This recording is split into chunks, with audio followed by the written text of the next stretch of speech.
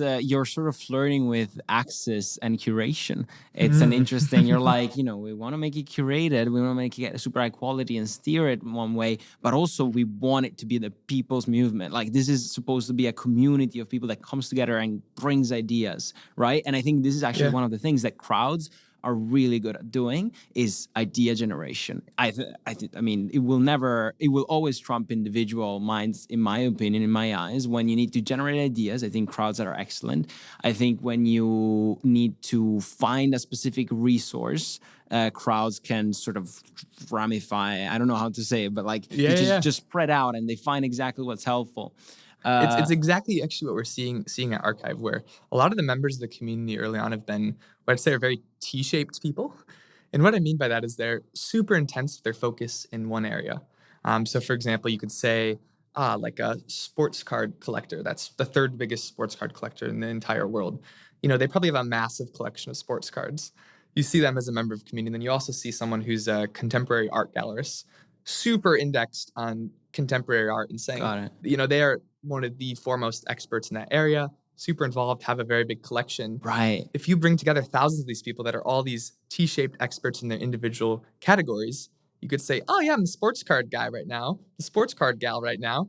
But, now I get to learn about contemporary art. Oh, now I'm learning about watches. Oh, now I'm learning about video works. Oh, now I'm learning about, all these different areas that sort of start to come together. And when you do that, you can say, wow, if you bring together people that individually have a lot of expertise, you can start to have this collective intelligence, this collective mindset that I think is the sum of the parts, are less than the whole when it all comes together and adds those up.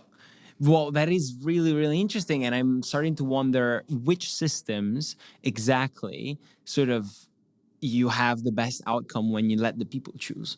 And I kind of feel like culture is like, if you're gonna define culture, is probably like what people like. I mean, it's broad. How would you define culture in the first place yourself? I know it's a big question, but let's give it a try. Yeah, I mean, I think culture is the expression of people. I mean, quite broadly, I think put. But I think when you think about culture, it's exactly fit for what you're saying in terms of defining, because the issue is it's very hard to define because there's so many micro pieces that are kind of building up to it. So if you think of culture as a collection of, mindsets, of attitudes, of people broadly across the world, you think about why having different diverse perspectives into what culture means is really important. I'm sure if you ask that same question, what is culture to 25 different people, they all give you a wildly different answer. And even more than that, they'd probably have to think on it for 90 seconds to actually come up with their answer. I think that's like the exact point, is that there are very different meanings to what it is. So there isn't a reason in trying to define that in a top-down way.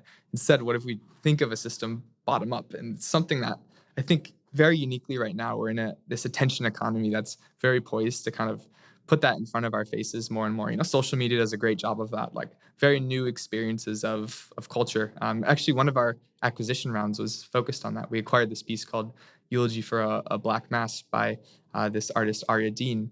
And it was actually focused on memes and thinking of memes as a form of expression, both a form of art, but something that's become super front and center for society, and undoubtedly, a big part of the cultural story.